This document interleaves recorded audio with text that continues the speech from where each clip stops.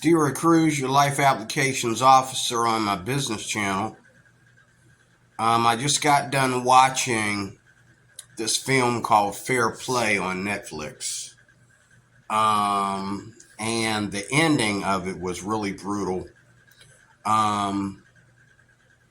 You want to watch this film. I think on a spiritual Christian level, the author of this film did not understand where they really felt at. Okay? I don't think the author understood where they really fell at. I'm not going to hold you long. Now, in the author's view, I think that what was going on was that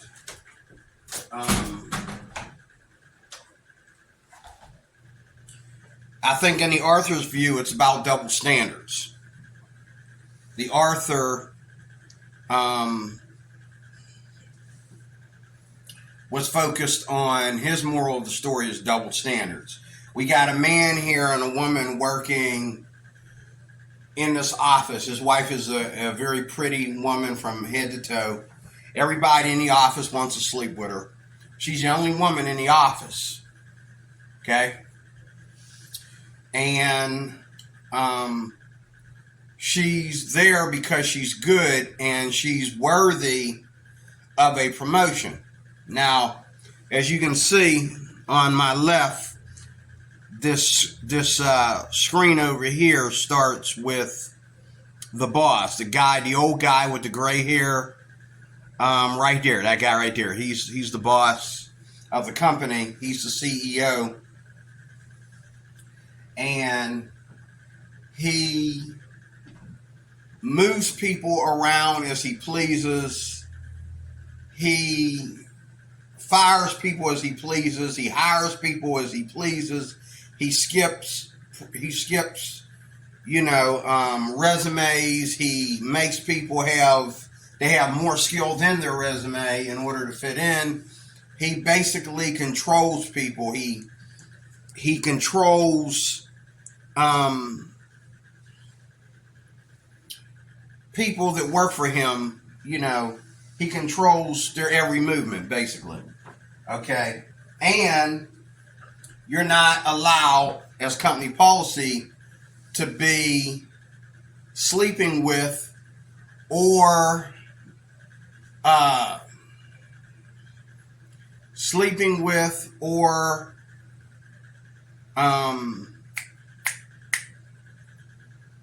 getting married to someone that works in the office. Okay, so these two fall in love, and they met in the office. They work together. They work great together, and all like that. This couple right here, as you can see them right here, they work together. These are the two main actors right here, and they're working together. And they fall in love, and they're dating. They've been dating for quite some time, and they're falling in love. And finally, he proposes to her. And when he proposed to her, she looked at him like she wanted to say, not now, or this isn't going to work. Now I know, because of the brutal end of the film, that she really didn't want to say yes at that moment. She wanted to say yes because she didn't lose him. She did love him. But she was focused on the job. And if you go to the beginning of the movie, she's constantly thinking in numbers and thinking. She's thinking about her own promotion, but he's up for promotion, and there's about 2 or 3 other guys that want that promotion. And if a woman gets the promotion, they have more respect because she's a woman. But if a guy gets the promotion, then they just constantly hate on him. Okay? So number one, the first thing you see in this film is how men have left the respect for true masculinity, and you see where the whole women's lib movement and the whole, equality movement is getting in the way of the office place You know, and I mean, but you got to face it though. We live in a day and a time where there's all these men working in the office instead of out there working with their hands. Women are better at working in the office. Okay, running the company, it's like women being pastors. I don't know, but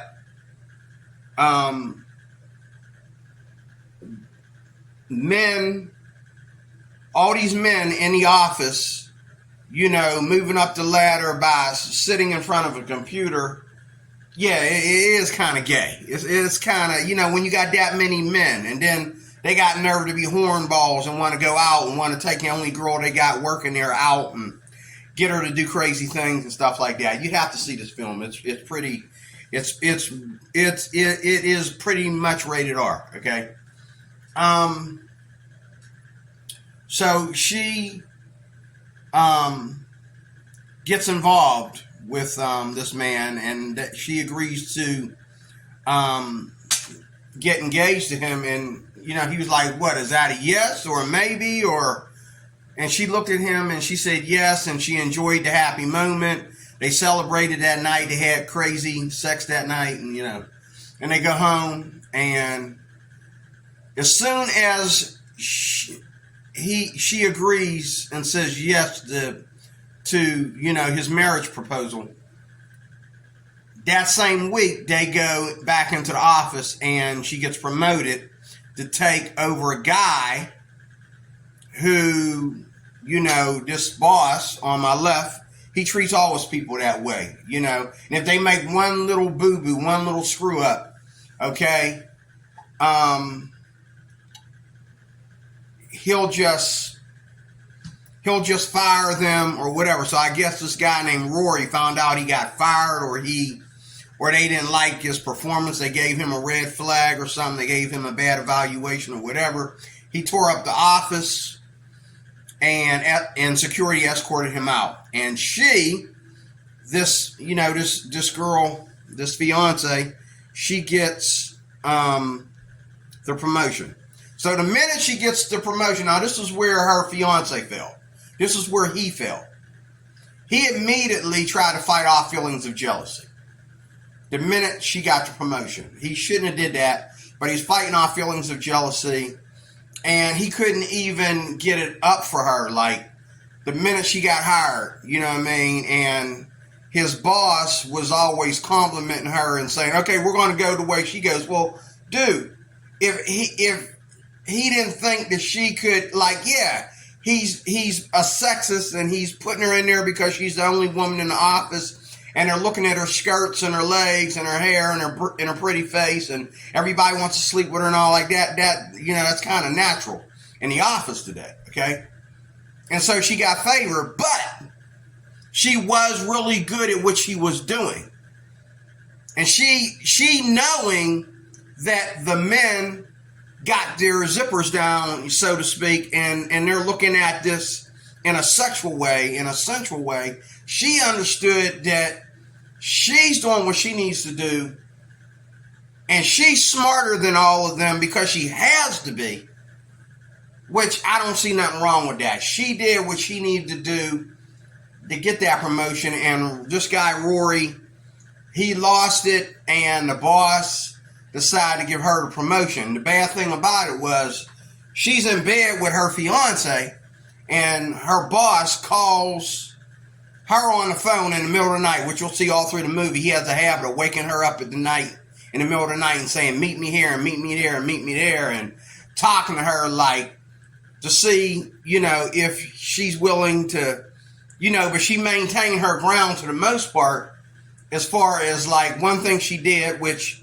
maybe that's where it helped for her to be a feminist. I don't know. I don't think it did. But maybe in the guy that wrote the film, maybe he felt that that's where it helped for her to be kind of feminist, is she wasn't going to let any of these guys. She even went out with them and almost stripped and everything and still didn't give anybody the booty. But they filmed it and made her look like a slut, you know. But she wasn't going to use her body, her sexuality, to give anybody,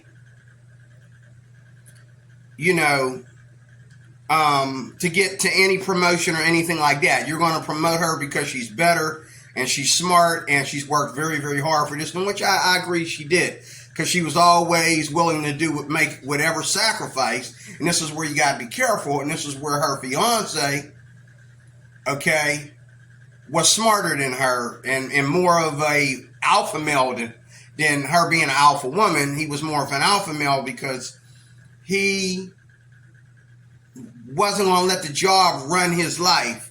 And the most precious thing in his life was her. And he was hurting that he had to work with her and, deal with everybody wants to take Roy's place. Him and her and all the other guys, they all want to take Roy's place. But, she's the one that was qualified. And so, her boss, there's even a part in the film where he called her a dumb bee.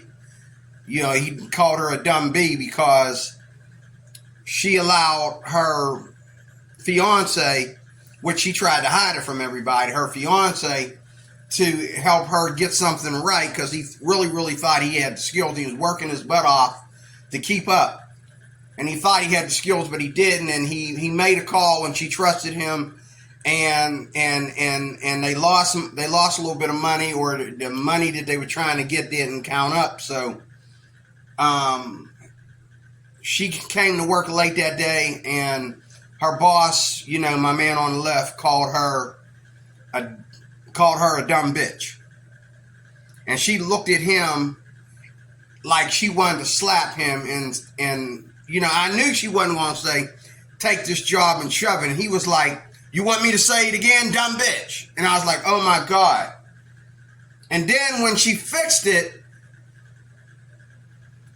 I guess I'm thinking like a man, I would have walked in the office, and he did apologize for the comment, but I would have told him, okay, since I did fix this and make it right, I would have walked in there and told him, don't ever call me a dumb bitch again. Or you're going to be looking for a new company. Or you're going to be looking for sexual harassment charges or something. I would let him know, like, you don't ever call me that again. You don't get to call me that. But she didn't. She was so focused on keeping her spot and keeping her money. And I guess she was glad that she didn't give him the third degree, because when she fixed it and doubled their transaction, he gave her a check for a lot of money. Now, they're already struggling where they can't sleep together. This is where he's an idiot. How many guys, including myself, have wanted to screw their boss? Even on her worst day, even on her most meanest day. I mean, we're men. He got real beta with her as far as her promotion and making a mistake, and everybody laughed at him and all like that. He got real beta with her, and he couldn't get it up for her because he made a mistake, and she fixed it. And he keeps telling her, I wanted you to get the promotion. I'd rather you have the promotion than me. And in the beginning, she kept apologizing for getting the promotion. He said, stop apologizing. You work hard to get it, and he picked you, and, at least he picked you, and all this, and he says, he picked the woman that I love. Why would that bother me? But it did bother him, because he couldn't even get it up for her anymore. He couldn't sleep with her. They started having sexual problems and stuff like that. And he became extremely jealous because they couldn't tell the people on the job. See, to me, the first thing they should have did when she said yes, they should immediately announce their engagement to everybody. Her mom had to find out on her own merit, okay? And that caused a big problem for her. But she did whatever she needed to do to keep the people at work from finding out. The first thing they should have did, because if you watch this film, you'll see, he left it up to her to whether they wanted to announce it or not, because he knew that, he don't mind announcing that, but he knew that they can't, but he was willing to say, hey, if she wants to do it, yeah, we'll go and announce that we're engaged and we're getting married. Even though they don't trust the company not to fire them or make them go down and pay or something if they're going to get married, or say that they can't work together, that they got to go to a different department, they can't be around each other, they can't be near each other. They're within the company, they're going to keep their marriage a secret or something like that. So they figure, let's just keep it a secret, and we're not going to even admit that we're engaged. And they show you at the beginning of the film when he proposed to her and they got up and went to work the next day, that she made sure that she just ignorantly let that engagement ring sit on the counter. She didn't even put it up somewhere to make sure that it was safe. She just left it sitting on the counter like, like we're not going to, there ain't no way, Jose, we're going to let them find out that we're even seeing each other, okay? So, she's got the promotion, and him and her are having problems having sex together, and she decided to tell him, and this is where a lot of men have to deal with feminism. She tried to be sexy with him by, but she wasn't like, when things got hot, everybody could tell that she must like him in some way, or she must have some kind of feelings for him, because every time he got in trouble or every time he came into her office, she would argue with him like they were married, but she also would talk to him like, like, go do this and go do that. Let me worry about this, and don't, and quit calling my number, and stop texting me. We need to get this done and all like that. Well, that made him feel small.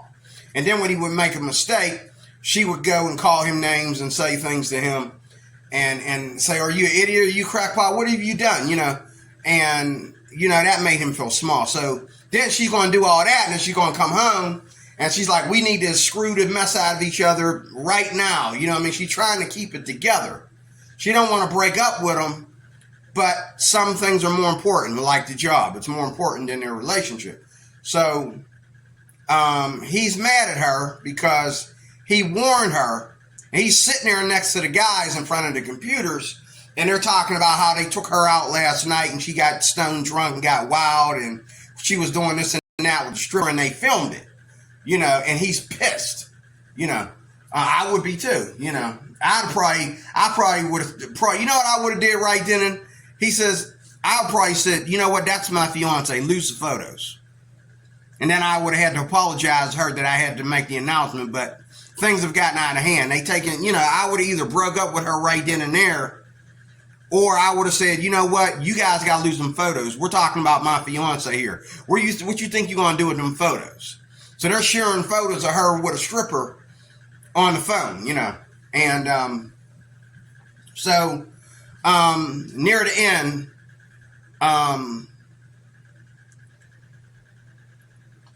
he finally, she wouldn't go to her engagement party because she didn't want, not only did she not want the, they could have went to their engagement party and kept their engagement secret from the job. There was like nobody that worked with them going to their engagement party. It was a private family thing. But she didn't even want her parents to celebrate her engagement. Like, what, are you not sure you're going to marry this guy or whatever? You're the one that's trying to keep this relationship together. And he's talking to you like, it's settled. Y'all agreed to get married, so it's settled. But she didn't even want to go to her own engagement party. He got drunk and went to the engagement party, and they waited. And him and her got in a fight at the engagement party because she didn't want him to show up there. And he's, and I got to admit, like, why? Why? It's not, just because we can't celebrate it at work, we can celebrate it between our family members. Like, what the heck, So, she ended up hitting him in the face with, a wine glass, and they went in the bathroom, and they were fighting with each other in the, I don't know if it was the ladies' restroom, probably the men's restroom. I think that's the dumbest thing ever, to screw your own fiance in the men's restroom, but they got in a fight, in the restroom, and they were tired of not being able to screw each other, so they had this raunchy, crazy, frustrated love-hate sex. You know how it is, and especially in the movies. In the restroom, it was pretty brutal, and so she goes to work, and then this was, and the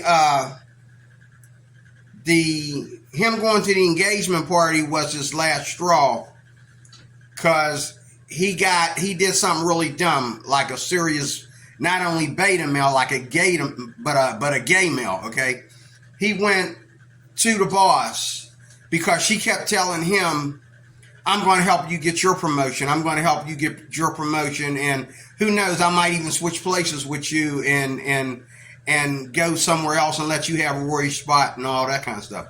But he didn't want that, because now this is where his pride and his arrogance comes in, because he don't want his own wife, who's already got promoted.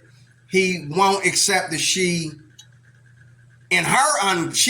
understands, and she even understands what the guys are doing at the job. But she knows she got the promotion because she's good for it.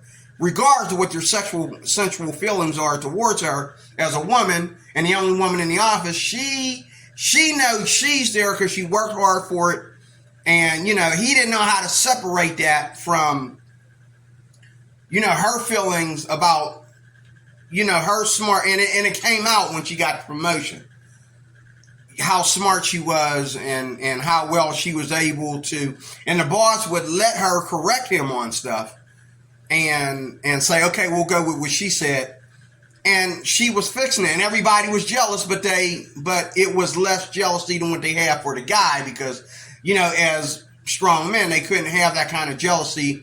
They can't be jealous of a woman like they would be jealous of a guy. And they were all glad she got it instead of one of them getting it. Okay. But he wasn't. He looked at it like, and then she would come home and tell him, like, you seem like you have a problem with me being in the lead.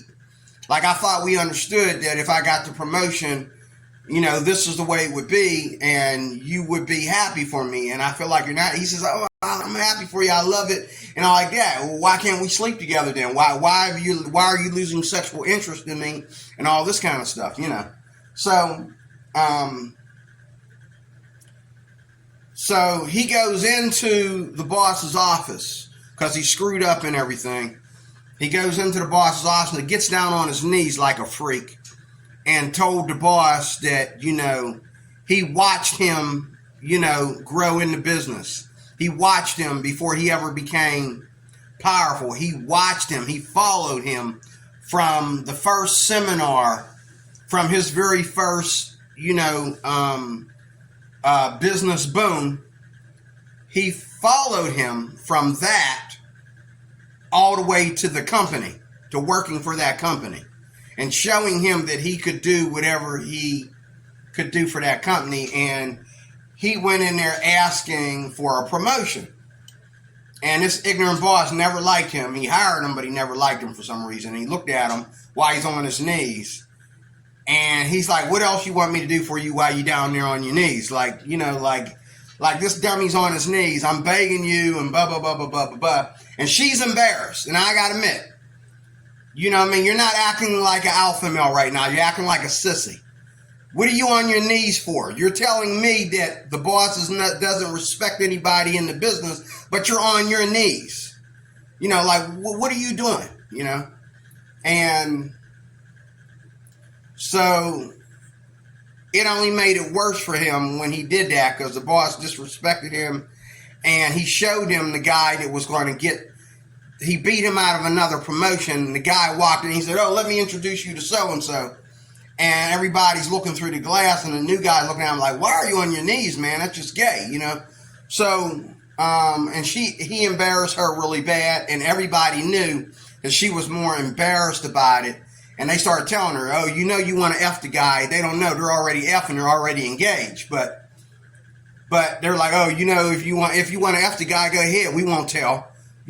And she's like, instead of saying, oh, I'm already F'ing him, he's my fiance, she's like saying other things that make them put their pecker in their pocket. You know what I'm saying? Instead of just being honest. And So after him being on his knees and embarrassing her that way, and her trying to like work things out with him after that, and telling him that this ain't going to work and that's going to work, he started trying to work out his own thing and go up over the head of the company. And he was buying books and he was taking notes and he was making phone calls and like that. He was really busy. She comes home from work and she doesn't have any respect for any of that. Now that's where feminism comes in right there. He knew there was a more moral way to make the money that they were making, and he felt that his boss, now that his boss is running his fiance and calling her at all hours of the night and stuff like that, they're in bed together, he's making her get up in the middle of the night and meet him at some bar, okay, and all this stuff. Now he's like just really pissed. He don't know if she's cheating on him or not, or whatever, but he's trying to be patient with her, and they kept arguing about it over and over again, finally getting to the end. How did it happen? After the situation with the engagement party, that was her last straw. And they, after the engagement party, that's when he went to work and he lost it at work, like Rory did. He said, "What the F?" And he walked in there and he told them, instead of telling them that this is my fiance, he screwed up too. Instead of going in there and saying, "I don't like the way you handle my fiance," and blah, blah, blah, blah, blah, blah, blah, he went in there and said stuff like, she told me she would get me a promotion if I ate her coochie, stuff like that, And he's going off and he's mad and he's throwing stuff and all like that. Of course, just like Rory, they had the security come and escort him out. You know what I mean? And now him and her both left for the day. They were sent home or whatever. And after she was calling him and trying to find him, and he showed up at their engagement party, and that's when they had the brutal sex in the bathroom and all like that. And so she goes to work the next day thinking that she's about to lose her job, and she sits down with the boss, and because she's a woman and a very pretty one, he listened to her make up the story. Now you would think at this point she would tell him everything. She called him on the phone and said, "I'm going to tell you everything." She goes to work. She sits in the office. She's shaking her shoes about getting fired. She tells him that her fiance was never anything to her but some guy that was stalking her. And I'm thinking, oh, now I see. So while she's doing that, her husband, fiance, he decides that, you know what, it's done, it's over, I need to go. So she comes home from lying about him because he's done and saying that he was stalking her, that they were never in a relationship. She comes home and she sees him with his stuff packed and everything. She getting ready to apologize again and feel sorry for him again, but she just got done lying on him, like, what? I mean, totally black-faced, bold-faced lying. Like, he's her fiance, and she's telling him he's some guy that was stalking her, and she didn't go to the police because of blah, blah, blah, blah, blah, and all this stuff, So she goes in and finds out that he's packed to leave, and she says, she told him about the brutal sex that went on in the bathroom, at the engagement party. And, I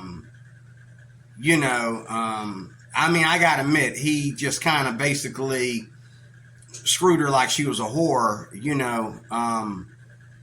and she was trying to, kept going back, trying to get her face to touch his. She wanted a little affection while they were doing it, but he was just getting his rocks off because he ain't been able to sleep with her for so long. So he's doing to her what a lot of us might do to our boss. If our boss, who treats us like crap, asks her to screw us, that's what he did. So I understand that he should have been more affectionate, But after getting hit in the face with a wine glass and embarrassing himself, and she embarrassing him in front of his family and all like that, and embarrassing him on a job, he just figured, okay, you keep coming home, want me to screw you. Okay, here it is. Okay, she put that on herself by wanting to have sex when he's feeling like he's at the end of his career. He's about to lose everything. He's upset. He can't concentrate. He's going to be, basically inside crying every day. She's just thinking about like, oh, she's the boss that's coming home screwing her employee. It's just sex and a good time. Finally, he gave her what she wanted in that bathroom. Okay, and that's like the third time they screwed around in the bathroom. They had a habit of screwing around in the bathroom like a common, a guy and a hooker instead of a couple that's about to get married, And this is how you fornicators do, But, then she went home and she found him packed and ready to go. And she says to him, she says, he told her that he is giving her, she can stay there as long as she needs to. They can split the rent. He's going to live with a friend and work for a friend in another part of town. But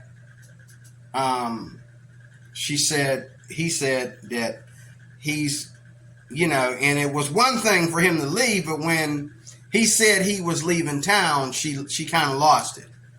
Like, you're not going to leave and, just like that, without a fight. So as he, and she said, look at you. And she showed him, she went to talking and showing him where he bruised her a little bit. There were some abrasions from them having rough sex in the bathroom the other day. She says, look what you did to me. And she started talking like she grabbed a knife. He's thinking she's getting ready to cut herself or something and brutalize herself so she can put him in jail for what happened, because this is the only way they're going to end it. And he's like, oh, you're crazy. Put the knife down and all like that. And it was one of the knives that when she seen that he was packed and ready to go, she couldn't hold nothing straight, so it fell to the floor. And the knives fell out, and as she's putting them together, she grabbed one and said, look, you're not going anywhere. You're not going to leave me like this. And he says, put the knife down. And she says, look, this is what you're going to do. You're going to say, there's a number of things that she said, and she asked him to cry for her. I want you to cry for me, and I want you to say you're nothing. And when she said, say you're nothing, or you're going to bleed to death. And when she said that, he tried to grab the knife, and she knew he was going to do that, and she cut him right in the hand. I mean, she cut him really bad, right in the hand like that. And she said, cry for me and say you're nothing. And he stood there like a baby and cried. I'd have been beating the snot out of her. I'm sorry. I mean, even when I was married, my ex came to me with that nonsense when, and I didn't,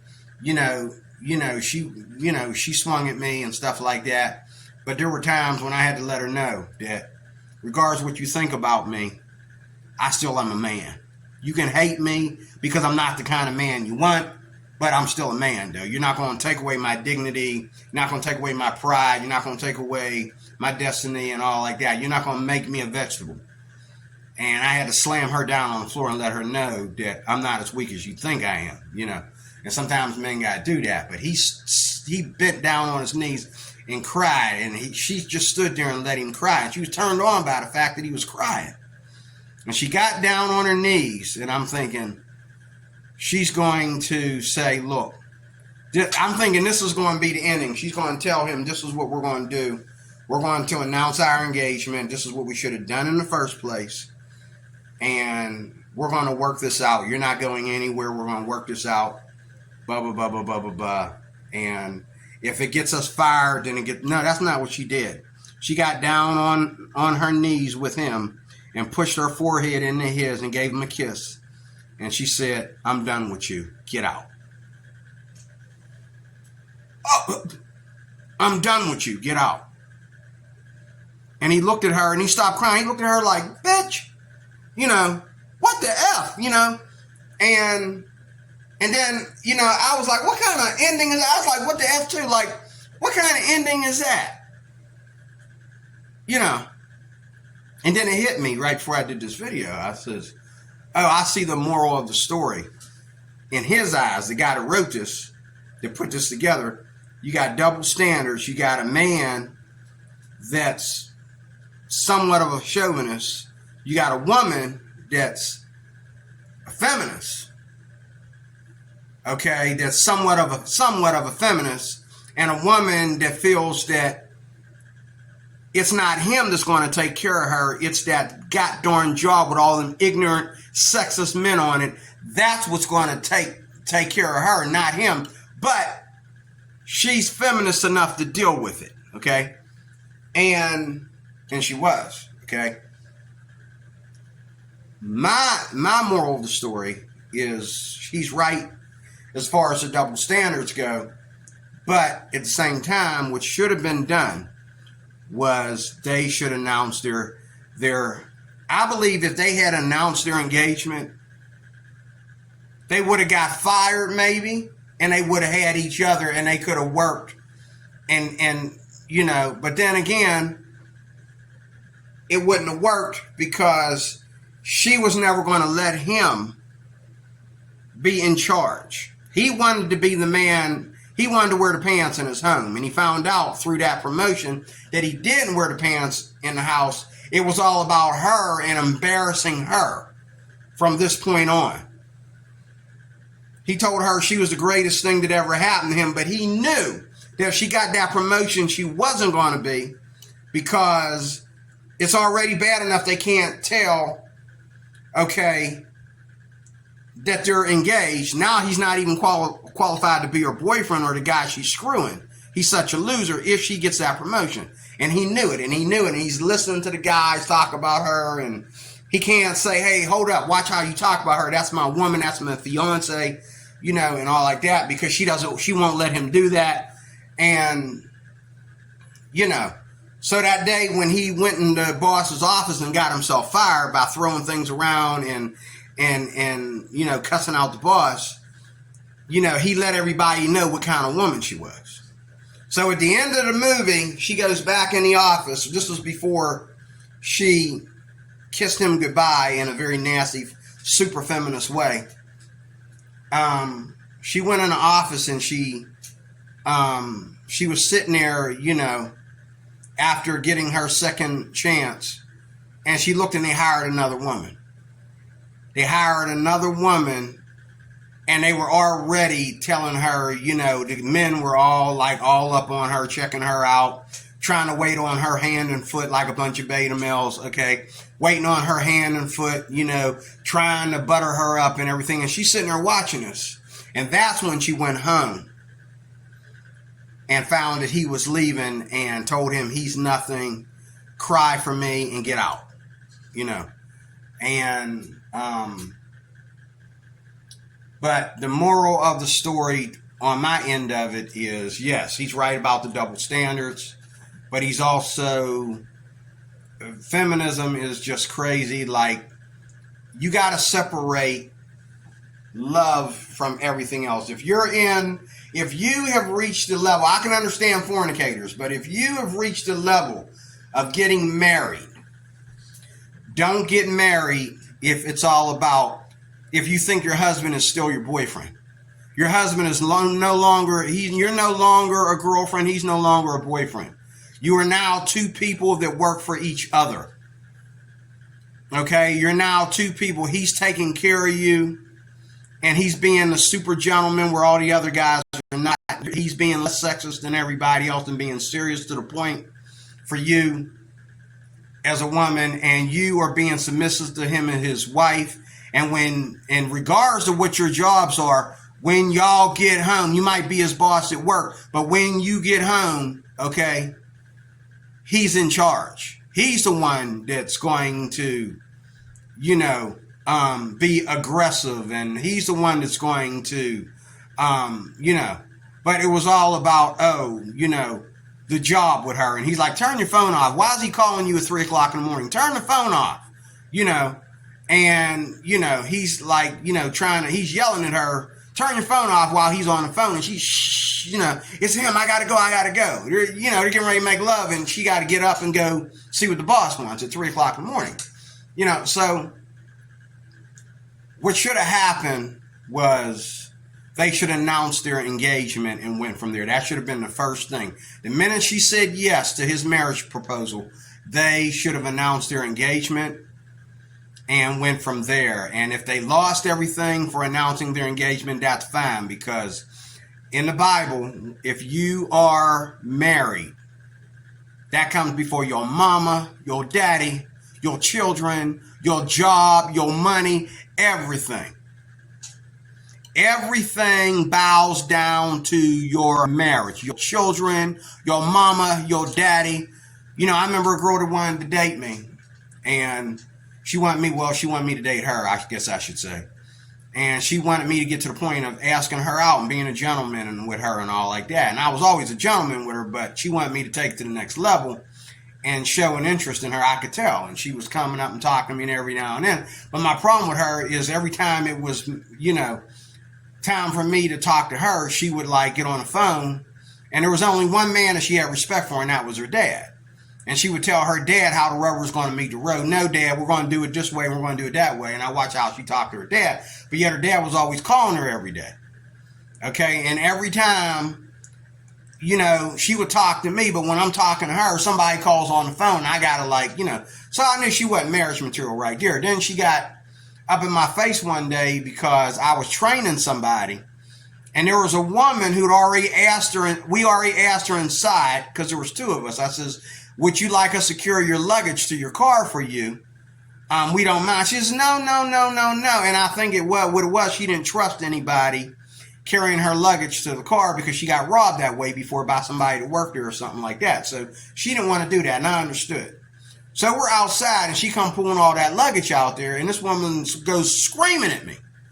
You don't ever let a woman, D-Roy, where's your sense of, what kind of man are you? You gonna let this woman carry all her luggage to her car? And I says, I asked her, first of all, I says, I'm training somebody. I just come out here. Okay. Second of all, we already asked her inside. And she's just still going off. And so I didn't want to have nothing to do with her. So, you know, she missed out. And she knows she missed out on a good man, because she showed me that she's not marriage material. She showed me that she's not relationship material. She shows me who's going to wear the pants in this relationship. Okay? Like, what makes you think that if I could, I wouldn't help this woman with her luggage, first of all? And second of all, even if I didn't, you can come up to me and say, hey, D-Roy, can you do me a favor? Can you help her with her luggage? You know, instead of like going off and trying to embarrass me in front of everybody when a woman already said no. She don't want our help. If she says no, we don't want her help, there's nothing we can do.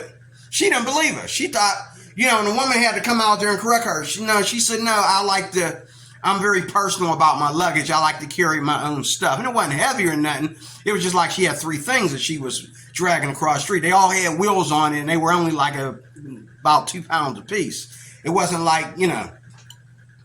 But my point of the story is that this movie right here is a good sign of men not being able to handle feminism correctly. Men not knowing how to, in this modern day time, you know, because feminism is affecting men as well as women. And the whole attitude of men not remembering what a man is and how a man is to handle things, you know. I mean, and the problem with women making more money than their men and having jobs above men, I see it every day at work where women look for opportunities to talk down to men because they know that they make more money than them. And they try to give you jobs to do, like, hold up, you're not my boss. You're coming to me. You know I'm not the one to do that. Why are you coming to me? Why is this woman? Because instead of like admitting that you like someone and you find them attractive and all like that, feminism will make you go and make a slave out of somebody. Somebody that you want to talk to, but y'all never had a conversation. You know he's not going to hit on you because he knows that he he's basically outside your league because of where you stand at in the office. And I'm the kind of guy, I ignore everybody until they give me a reason to pay them some attention. And so women come up to me sometimes and they try to give me jobs to do that ain't got nothing to do with me. Can you do this? Can you do that? I had a woman one time try to make me, we were talking and all of a sudden she says, where are you going? I says, oh, I got to get back to work. She was like, I need you to help. Somebody got to help me do this. And I says, I can help you with a few of them. So we're talking and I'm helping her doing this. And I'm thinking, okay, I've been 20 minutes up here helping you. I'm sure my boss, my real boss, wondering where I'm at. I said, you know what? I got to get back to work. And she said, oh, I thought you were working. I said, no, you know what I do? I have to get back to work. But that's what feminism does. Feminism tries to make men into something that they're not. And when men don't know how to handle it, they think that they can go out there and have... If you unzip your pants around a woman that don't understand where she stands in relation to the man that she is in love with, you are going to hurt sexually. You're going to feel like a whore. You're going to know what a whore feels like. When you let a woman that don't think that you pass the bar, that you don't come up to the top floor, she's going to come home and tell you, we need to F, and you ain't F me in days. She starts talking to you like a man talking to a whore. Okay? That's what feminism does. And he didn't know how to handle it, but I really think he was the good guy in all this. Because even though he didn't know how to handle it, he would have made a great husband. And he did love her even more than she loved him. And they found out at the end that he was just a prop within, he had a double standard too, because he was a little bit chauvinist about her being the boss, which he shouldn't have been. They should have said like this, hey, look, baby, let's act like we don't know each other at work. You be the boss. You do what you got to do. Okay, but when you get home, your butt's mine. You know what I'm saying. You're gonna respect the belt. You're gonna respect the pants when we get home. Can we agree on that? Okay, a man has to stand his ground and let a woman know he's in charge. If a woman got a problem with that, then they ain't got a relationship. And what she was doing was totally against their relationship. If you're gonna hide, okay, your engagement, at least tell them you have a boyfriend outside the job or something. But no, she's letting these guys come in and take her to take her out to see strippers and stuff. And she should have said, no, look, guys, I understand what you're trying to do, but I have a boyfriend. And they would say, it better not be nobody in this company. And she said, no, I have a boyfriend. He lives in New York or he lives in Texas or whatever. He comes, he has a job pretty much like mine and he comes to see me on the weekend or something. If she gonna lie about stuff, make a lie like that. Don't sit there and disrespect your man by watching you go out with 3 or 4 guys that want to screw you. And you know that that's what they want to do. And you go out with them. And my man's about ready to punch a computer screen or kick something. I'm like feeling his pain, But anyway, I just thought I'd share this with you. This is why I'm a born-again Christian. And this is why I stick to the morals, the moral codes of the Bible. Because this movie right here is a perfect example of how we come far from it. And we have double standards and we have feminism and we have beta males because of feminism, and beta males because a man don't remember his role anymore in the life of a woman, and we got to get back. If we can't get back, it's not going to work. If we can't get back to where we're supposed to be, it's not going to work, plain and simple. Thank you for watching. I am DeRoy Cruz. We'll do more of this later.